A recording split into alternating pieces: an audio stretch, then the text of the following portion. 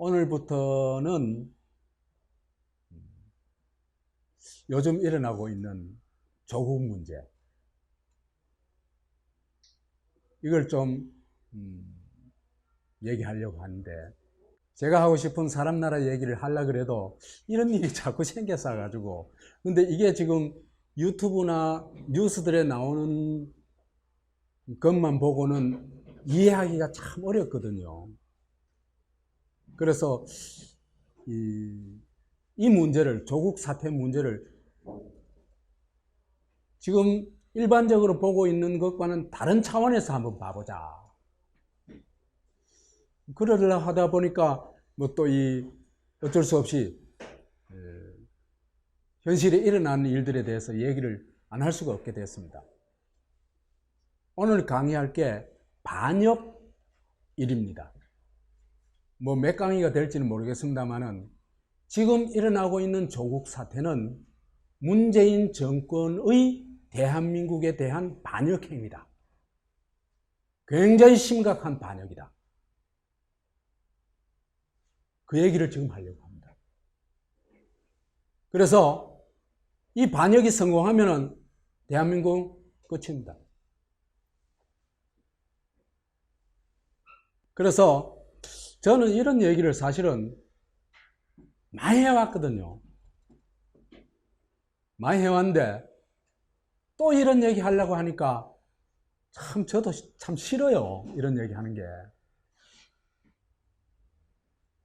그렇지만은 또 나라가 가는 걸 이래 보니까 이런 얘기를 안 하는 게 또 옳지는 않을 것 같아요. 그래서 오늘은 제가 과거에 했던 얘기들을 조금 정리를 해가지고 얘기를 하려고 합니다. 첫 번째로, 문재인 정권 들어서면 반드시 나라 망한다. 그거 제가 얘기를 했었습니다. 제가 볼 때는 그 길로 너무너무 빠르게 달려가고 있다, 지금. 그 얘기를 오늘 좀 하려고 합니다. 대통령 선거가 2017년입니다. 17년. 2017년 5월에 있었죠, 그죠? 5월에 있었는데, 그 석 달 전에 문재인, 안희정이 집권하면 반드시 나라 망한다. 그 동영상에서 얘기를 한 적이 있습니다. 뭐 기억하시겠습니까? 그게 최상천의 사람나라 65강이었는데 2017년 2월 15일 날 강의했던 겁니다. 그때 강의 제목은 사드 이재명, 21세기 이순신. 그래가지고 이재명이 대통령이 돼야 된다. 안 그러면 진짜 위태롭다, 나라가. 그 얘기를 하는 중에 문재인, 안희정 얘기를 했던 겁니다. 그런데 지금 한 2년, 대통령이 된 지 한 2년 반 가까이 돼 가는데 예상대로 완전 팔푼이 정권이에요. 그 팔푼이 정권이 특징이 뭐냐 하면은 얼치기로 아는 거예요. 제대로, 지식이라는 건요, 제대로 모르면요, 이건 독이 되기가 굉장히 쉬워요. 어떤 편협한 안목으로 세상을 이해하고 사물을 이해하고 현실을 이해해가지고 거기서 저거가 가지고 있던 그 낡아 빠진 사고방식을 정책화한다. 이러다면 재앙이 오는 거예요. 그런데 그걸 정책화해가지고 그나마도 그 정책을 제대로 집행하면은 괜찮아요. 그런데 무능해가지고 또 제대로 집행도 못해요. 이렇게 되면은 모든 게 엉망진창이 되어버립니다. 그래서 지금 팔푼이 정권이 중간 지금 평가를 해보자면 올 F다. 모든 분야 다 F다. 한 분야도 제대로 된 게 없다. 제일 처음엔 남북관계는 제대로 되는 것 같았죠. 그죠? 지금 어떻습니까? 남북관계. 삶은 소대가리가 앙천대소한다 그래요.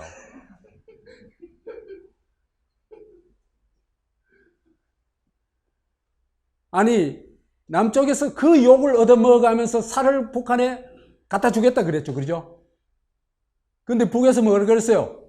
살 안 받아 그랬어요. 갖다 주지도 못했어요. 이런 머저리 같은 짓을 밥 먹듯이 하는 정권이 문재인 정권이에요. 그래서 민생, 정치, 경제, 남북관계, 외교, 그 다음에 미래까지 다 완전히 쑥대밭으로 만들어놨다. 아니, 출산율이 0.98이 뭐예요? 이거 한국 미래가 없다는 얘기입니다. 문재인 정권의 성공 여부를 떠나서 한국 미래가 없다는 게 이게 말해주고 있는 겁니다. 일본은 그래도요, 고령화 사회에 이미 진입해가지고 인구 문제가 심각하다 그러지만은 일본은 아직도 출산율이 1.3을 유지하고 있어요. 한국은 비교도 안 돼요.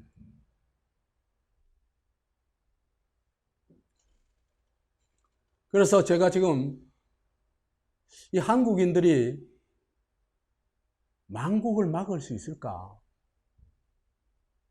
저는 이미 늦었다는 생각을 합니다. 막을 수 없을 것 같아요. 약간 지연시키거나 그렇게 할 수는 있을 것 같지만은 도저히 안 될 것 같아요.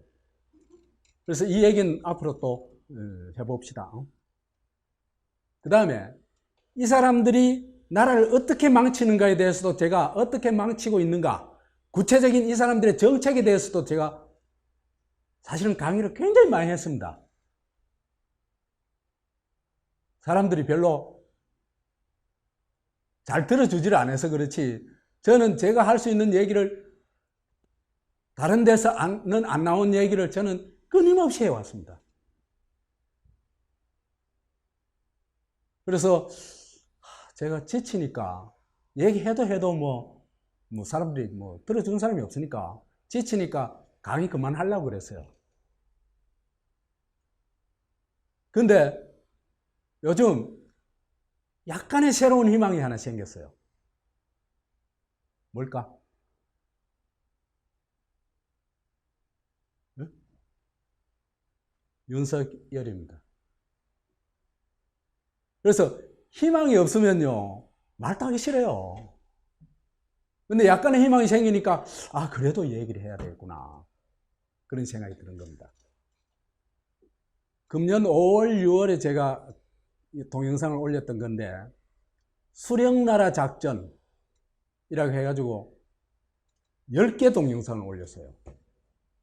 굉장히 많이 올렸습니다. 지금 문재인 정권이 대한민국을 뭐로 끌고 가려고 한다? 북한식 수령나라로 끌고 가려고 한다. 그 얘기를 한 겁니다.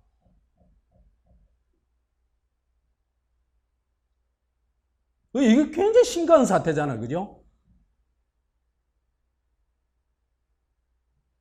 그런데 아무도 관심을 안 가져요.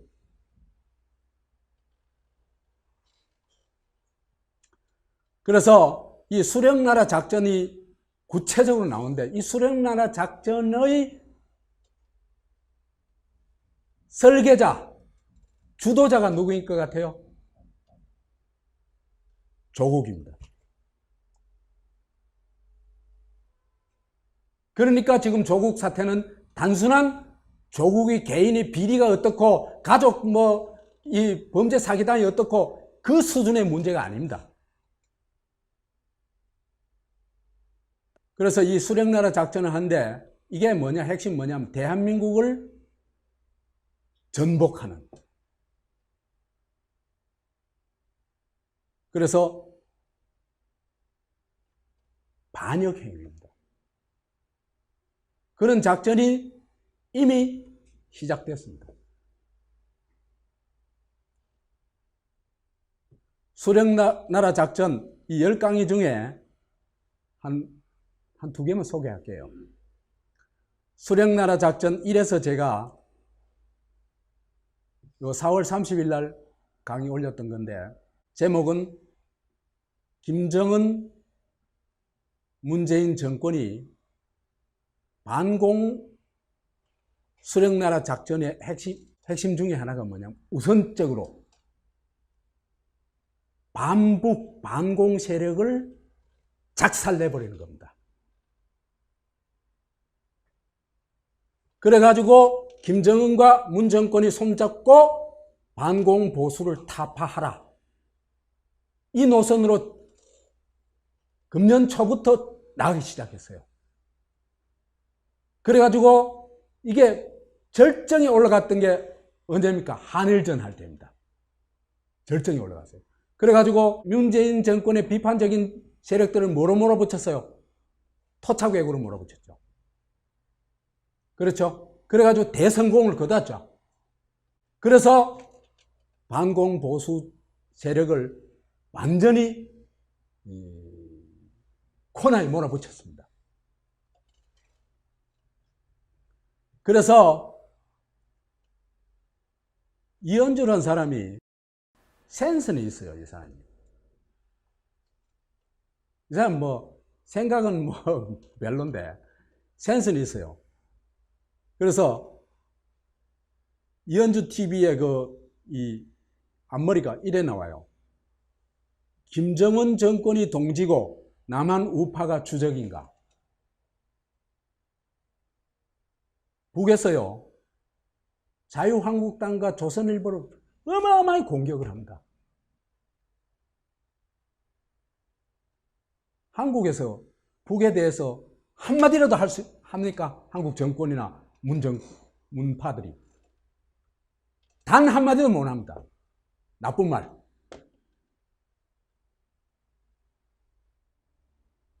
그 다음에 남한 내에 백두칭송위원회라는 것이 생겨요. 이게 대북 관련해가지고, 그죠? 세 그룹이 있어요. 반북을 빼고. 북에 대해서 우호적인 세 단계가 있는데, 첫째는 친북. 이거는 괜찮다고 봐요. 친북은. 북한하고 친해야 통일도 하고 뭐도 하고 하죠. 그렇지만 우리의 정체성은 딱 지켜야 됩니다. 그죠? 북한하고 친하더라도. 그 다음에는 종북. 북한이 하는 거 뭐든지 따라가는 거. 그 다음에는 충북. 종북을 넘어가지고 이쪽에서 알아서 충성하는 거. 대표적으로 알아서 충성한 게 뭡니까? 북한에 살 갖다 바친 거죠. 갖다 바쳐도 바치도 안 해요. 그래서 이 문재인 정권은요, 친북, 종북을 넘어가지고 충북 정권입니다.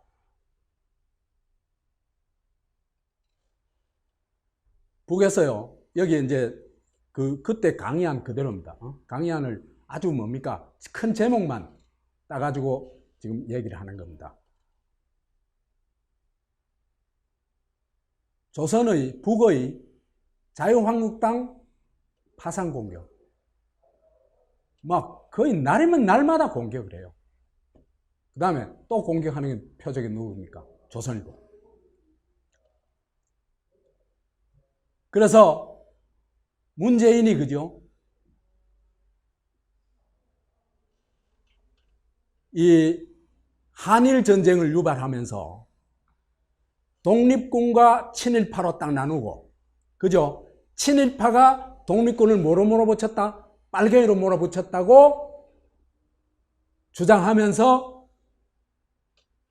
친일파를 공격하기 시작합니다. 그때 나온 게 뭐냐면 자유한국당과 친일, 그 사람들이 친일한 건 틀림없어요. 창당한 멤버들이. 근데요, 진짜 친일파 구덩이가 어디냐? 민주당입니다. 한국민주당, 한민당이라는 게 그게 친일파 구덩이입니다. 친일파 본거지입니다. 그 토착외구라고 욕할 것 같으면은 지금 토착외구의 왕이에요. 센터예요. 토착외구 센터.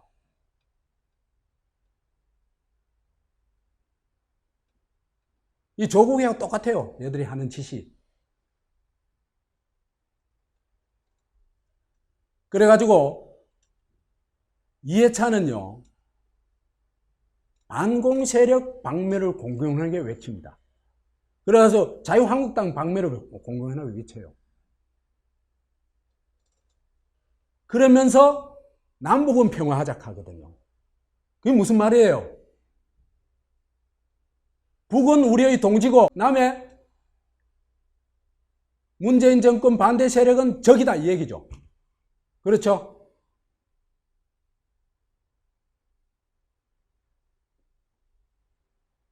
이거 정말 심각한 사태입니다. 그래서 토착외구 박멸운동이 났었습니다. 그래가지고 문바들을 비롯해가지고 그죠? 지식인들, 언론 대대적으로 토착외구 사냥이 났었죠. 아니 이게 옛날에 빨갱이 사냥하고 뭐가 달라요? 똑같은 겁니다. 그래서 이런 문재인 정권의 본질은 친북 세력, 종북 좌파를 넘어가지고 충북 좌독이다. 북에 충성하는 좌파 독재 세력이다. 이들이 추구한 게 공수처고, 이 공수처가 문제의 핵심입니다. 그래서 이런 나라가 어디로 갈까? 굉장히 걱정스러웠어요. 수령나라 작전 4번째 강의에서는 공수처 얘기를 했는데 공수처 얘기는 2번 했어요. 이게 워낙 중대한 문제다 보니까. 그래서 이 공수처가 뭐냐? 수령의 칼이다. 공수처 제도를 만들면 대통령 뭐가 된다? 수령으로 올라갑니다. 그리고 공수처는 수령의 칼이 됩니다. 그래서 어느 놈이든 뵐 수 있어요.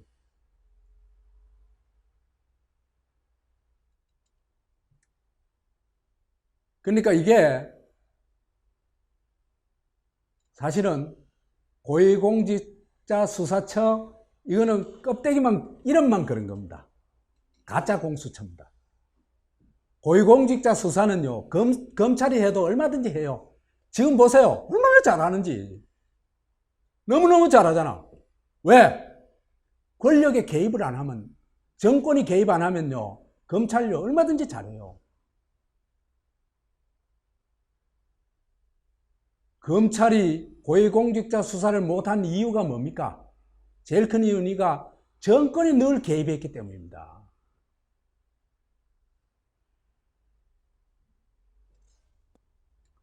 그래서 이 공수처를 나타내면 필연적으로 어디로 가게 됐냐? 하나는요, 대통령이 사법권을 한 손에 틀어지게 됩니다.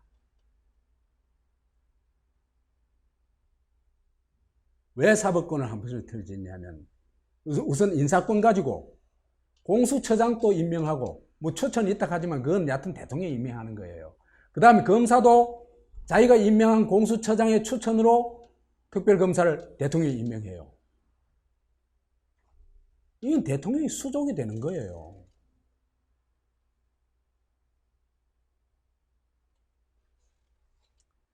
그 다음에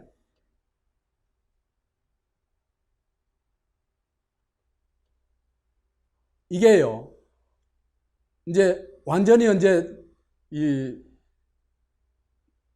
사법 체계에 대한 왜 통제를 하게 됐냐면 이 사람들이 그 법원의 판사, 그 다음에 검찰청의 검사에 대한 수사권과 기소권을 가지고 있어요. 검찰청에서 수사하는 것도 일로 넘겨가면 넘겨야 돼요. 그러면은 이 사람들이요, 검경에 대한 실질적인 강력한 통제권을 가져요. 이따가 좀 설명을 드릴게요. 이래 되면요, 공수처에서 수사하고 기소하는 거요, 대통령 하명기관이 돼요.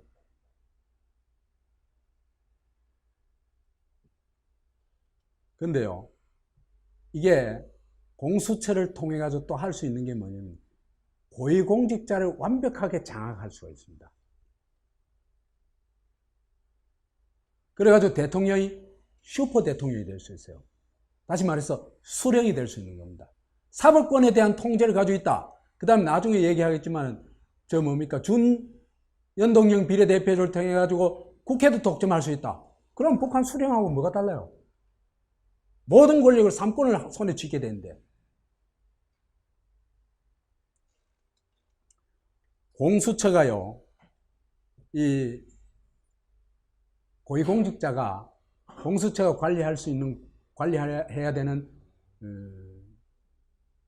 고위공직자가 7,000명 정도 돼요. 7,000명. 이게 어느 정도냐 하면, 내가 이제 그때 조사를 열심히 했어요. 경상북도 청도군 화양읍 읍민이 7,161명이에요. 2019년도 4월 현재. 요 정도 규모예요. 요 정도 규모의 공수처가 있다. 요 정도 규모의 수사 기소할 수 있는 공수처가 있다. 그 집에 숟가락 몇 개 있는 거 다 알겠죠? 그렇죠? 바삭하게 알 수 있는 겁니다. 그 다음에 36대학이 7,100명이에요. 이런 정도 규모예요. 근데요, 검사가 25명이고 수사관이 30명이에요. 검찰청 검사 1인당 수사 대상은요, 5천만이니까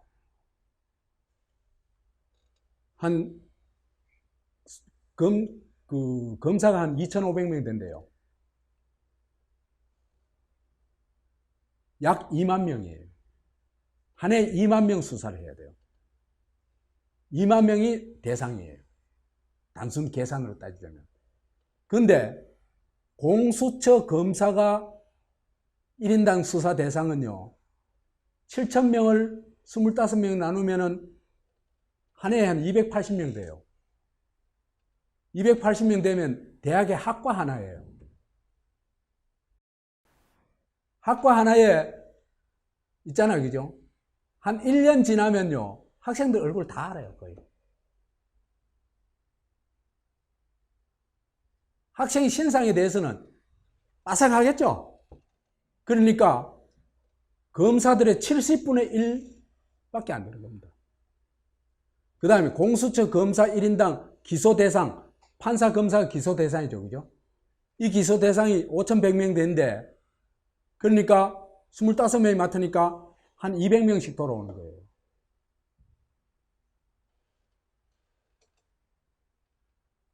있잖아요, 그죠? 대학의 한과가 보통 적어도 한 40명 이래 되고, 많은 데는 한 100명도 넘고 그렇잖아요, 그죠? 한과도 아니에요. 한 학년. 많은 좀 큰 과의 한 학년 규모예요. 이 사람들을 또 외우고 기록하고 뭐 하는 그런 거는 거의 수재들 아니에요. 그죠? 이 사람들 정보 수집해가지고 딱 관리하면요, 객소리 못해요. 그러니까 공수처 검사가 담당하는 사람은, 검사가 담당하는 사람, 검찰청 검사, 지금 현재 그 담당 수의 1%만 담당하면 되는 거예요.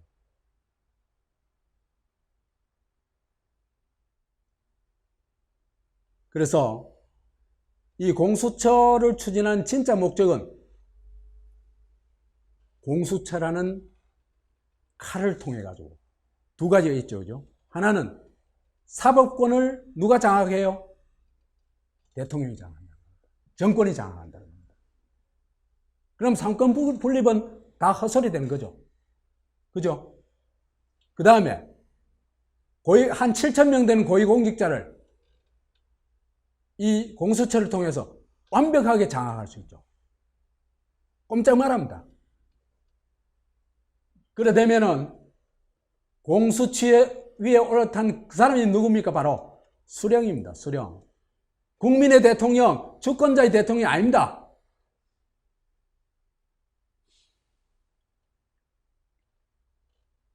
그래서 이해찬이 뭐라고 얘기했어요? 20년 집권, 50년 집권, 100년 집권 그랬죠. 그거 이 얘기입니다. 앞으로 100년 동안 집권할 거야. 그 집권할 수 있는 기반, 가장 중요한 무기가 뭐다? 공수처다. 얘기입니다. 그러니까 결사적으로 패스트 트랙 올려가지고 국회 통과시키려고 그죠? 그죠? 그 다음에 제가 또 이 수령나라로요 직행하기가 쉽지 않아요. 그 과정이 필요하겠죠. 그죠? 그래서 제가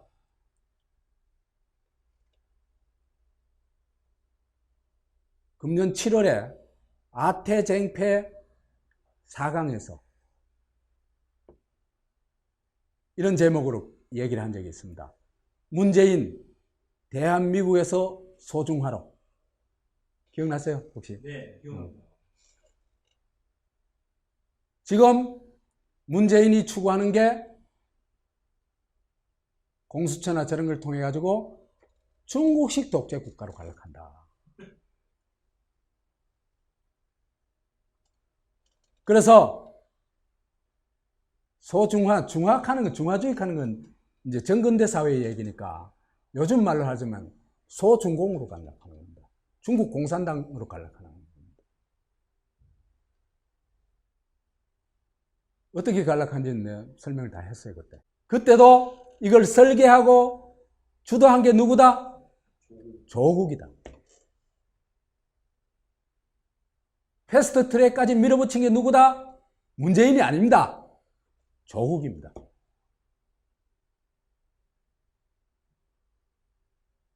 조국이 어떻게 그렇게 어마어마한 힘을 가지고 있을까? 그건 우리 나중에 얘기해야 됩니다. 그래서 미국도 굉장히 위기의식을 느꼈어요. 그래가지고 트럼프가 나서서 조국을 잘라라고 요구합니다. 이것도 강의했었죠. 7월 달에 강의했으니까 뭐 얼마 안 됐습니다. 한 2달 됐습니다.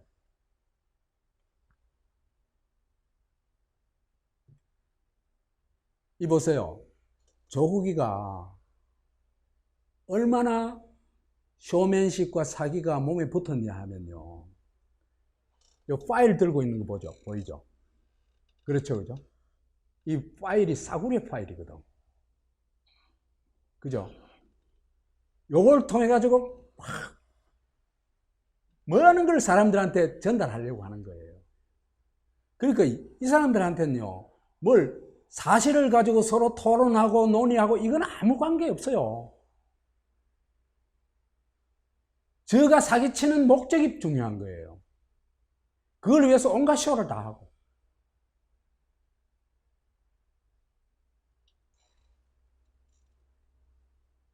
이거 전번에 강의할 때 그 얘기를 했습니다. 이번에 잘린 그 볼튼 있죠? 그죠? 안보보좌관. 볼튼이 7월 24일 날 한국에 왔는데, 오자마자 뭐가 떴냐 하면은 조국 교체설이 떴어요. 오자마자 한 얘기가 뭐냐? 조국 잘라라 얘기하는 겁니다.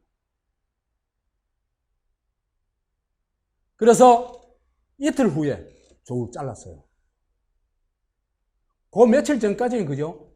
청와대가 나서가지고 조국을 옹호했어요. 왜 그랬을까?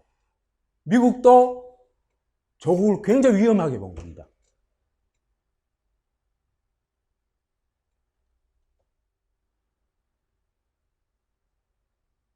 조국은요,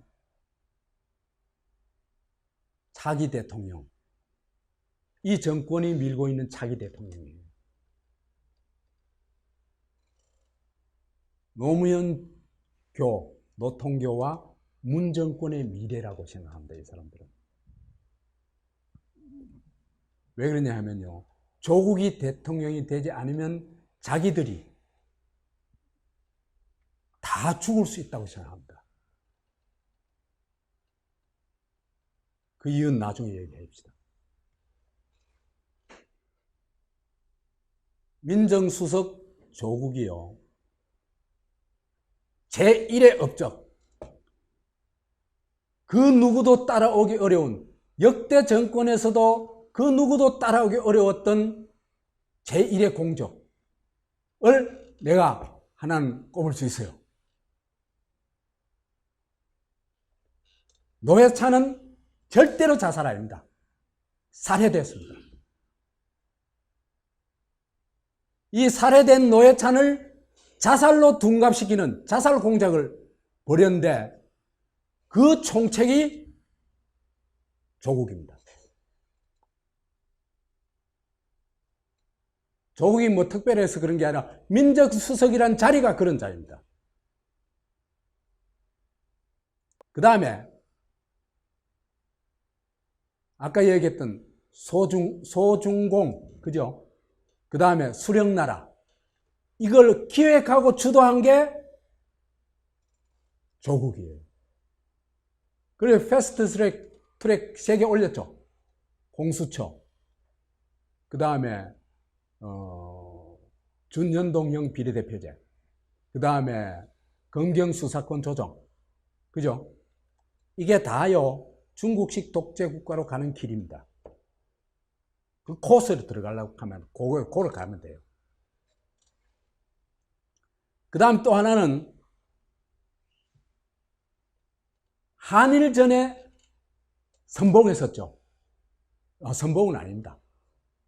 대중이 항일전에 나서가지고 불매운동이 굉장히 드높아지니까 여기에 편성해가지고 민족 지도자 이미지를 만들려고 했죠. 그렇죠, 그죠? 그래가지고 뭘 들고 나옵니까? 죽창가를 들고 나오죠. 그죠? 이 정권이 조국이한테 한일전의 영웅, 또 민족 지도자, 이런 이미지를 만들어가지고 자기 대통령으로 만들려고 한 겁니다.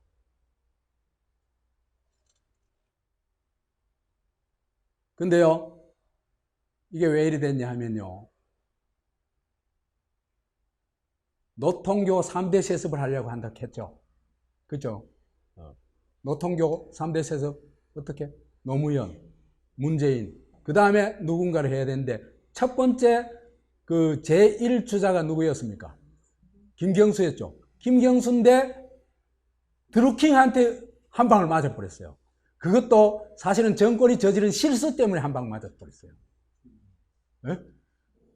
그래서 이제 김경수가 이제 뭐 깜방이 갇힌 정도가 돼버렸으니까 이건 지금 이제 기대할 수가 없는 겁니다. 그래서 제2주자로 나선 게 조국이다. 보면 됩니다. 왜 조국이 제2주자로 될 수 있었는가? 그건 또 나중에 얘기합시다. 이렇게 문재인 정권한테는 미래가 달린 존재가 누구다? 조국이죠. 그죠? 저기 우는 존재가 조국이다. 이렇게 볼 수 있습니다. 그런데 미국으로 봤을 때는 미국이 패권 전략의 핵심이 뭡니까? 중국 포위 전략 아닙니까? 그죠? 중국 포위 전략에서 한국이 빠져나가 버리면 어떻게 돼요? 이는 완전히 무기력해집니다. 일본하고 중국하고의 그 거리하고 한국하고 중국하고의 거리는 뭐 엄청난 차이죠. 말하자면 한국이 미국의 중국 포위 전략의 전진기지가 돼줘야 되는 겁니다. 그런데 조국이 어디로 가려고 그래요? 중국식 국가로 가려고 하죠. 이건 미국으로서는 굉장한 위기를 느낀 겁니다. 그래서 볼튼이 오자마자 바로 잘라라고 요구했고, 그걸 문재인 정권도 안 들을 수 없었다 얘기예요. 그래서 미국은 이런 소중공을 기획한, 수령나라를 기획한, 말하자면 공산 독재 국가로 가려고 하는 그 기획자이자 주모자인 조국을 핀셋으로 딱 제거한 겁니다. 난 지금 아주 객관적으로 얘기하는 겁니다. 누구 잘했다 잘못했다 그 얘기가 아닙니다.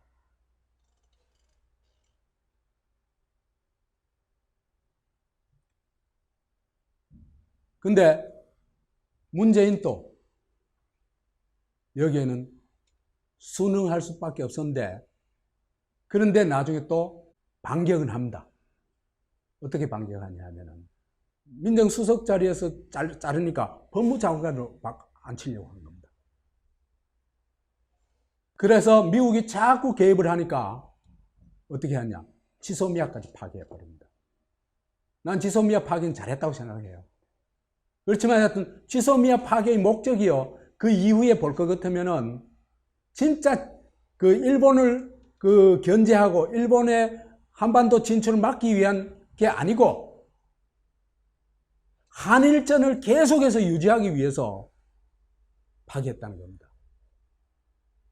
한일전을 계속 유지하면 어떻게 됩니까? 조국의 문제가 다 덮여지겠죠. 전쟁하고 있는데 지금 조국이가 문제야. 조국이 우리 편 대장인데.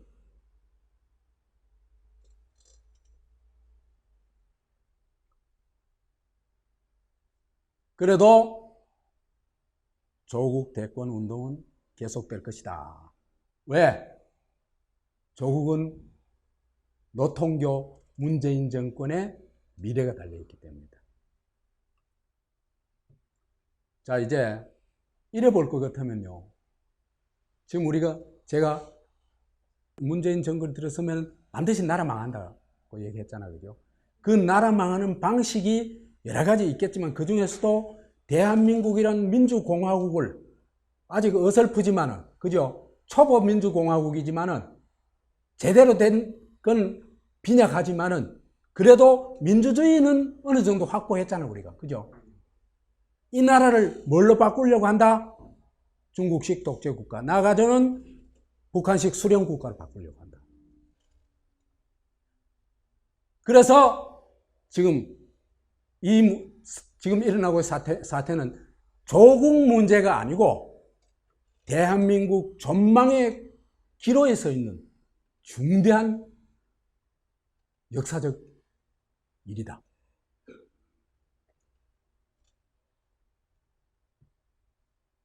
반역을 개시한 건요, 금년 초부터인데요,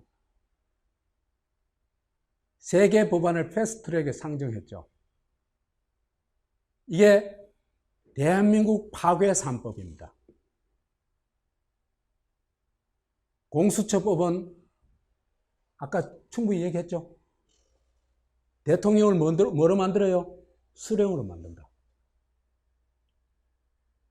무소불위의 권력의 소유자로 만들어준다. 왜? 사법권에 대한 대통령이 사법권에 대한 통제를 가지고 고위공직자를 완벽하게 장악할 수 있다. 그 다음에 이따 얘기하겠지만은 검경 수사권 조정을 통해 가지고 이것도 강의 때 얘기를 했습니다. 한국의 경찰을 뭘로 바꾸려고 합니까? 그러니까 수사권을 누구한테 주려고 그래요? 본질적으로 검찰이 가지고 있는 수사권을 누구한테 줘? 경찰한테 준다는 겁니다. 검찰은 아무것도 아니에요. 무력한 존재가 됩니다. 식물 검찰이 됩니다. 그러면요, 경찰은요, 완벽한 이 문재인 정권의 사냥개 노릇을 합니다. 이 중국에 그대로 전국 법제를 그대로 뻔딴 겁니다. 인터넷에 들어가 보세요. 그런 변호사들이 그런 거 조사해 놓은 게 제법 있어요. 그래서 경찰을 공안으로 바꾸고, 그러면은 경찰이 지금 있잖아요. 한국의 경찰이 민주화되고 나서 말하자면 백골단으로부터 그 민중에 대한 지팡이 정도가 아니고 민중에 대한 이 공격 부대 역할을 하다가 요즘 경찰이요 얼마나 서비스가 좋아졌는데, 경찰이 서비스 기관으로 거의 바뀌었어요. 근데 이걸 권력이 대들면요, 권력 하수인이 되면 이건 또 주권자에 대한 공격수 정도가 아니라 아마 완전히 사냥개로 변합니다. 그 다음에 준연동형 비례대표제를 가지고 좌파가 의회를 독점하는 선거제도를 만들려고 한 겁니다.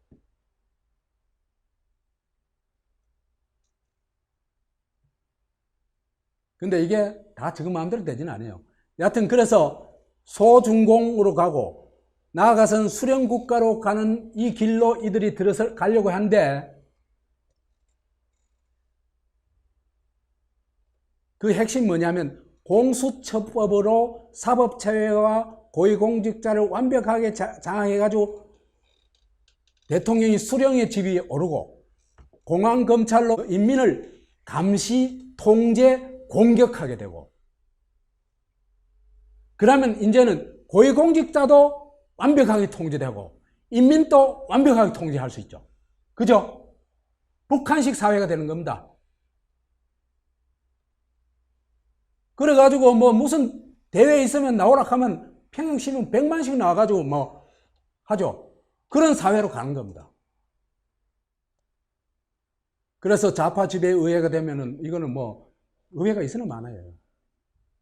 그래서 이런 과정을 거치게 되면은 중국식 독재 국가를 거쳐가지고 조선식 수령 국가로 나아가게 된다, 이렇게 얘기할 수 있습니다.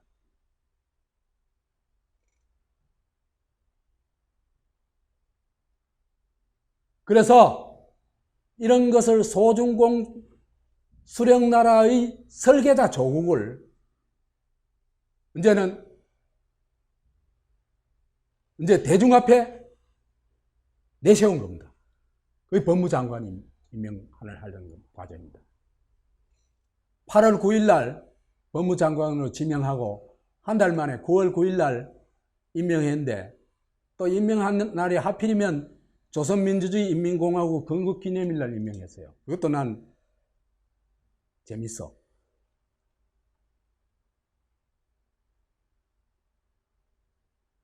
자, 이렇게 보면요, 이 반역, 이 성공하냐 실패하냐, 거기에 따라서 대한민국의 운명이 결정된다.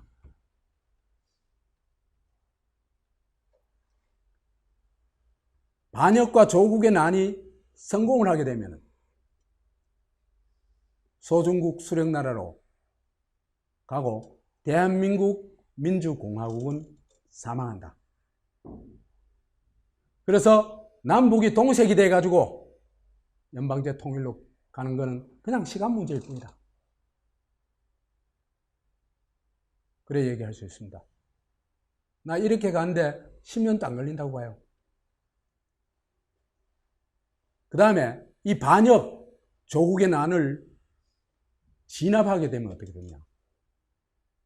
진압한다고 뭐 엄청난 좋은 일이 생기는 건 아니겠지만은, 그래도 우리가 수십 년에 걸쳐서 얻어놓은, 투쟁을 통해서 얻은 자유민주주의, 아직도 어설프고 모자라지만 그래도 우리가 마음 놓고 말할 수 있잖아. 전국 어디든지 돌아다닐 수 있잖아. 해외여행 마음대로 할 수 있잖아. 내 돈 가지고 내가 쓸 수 있잖아.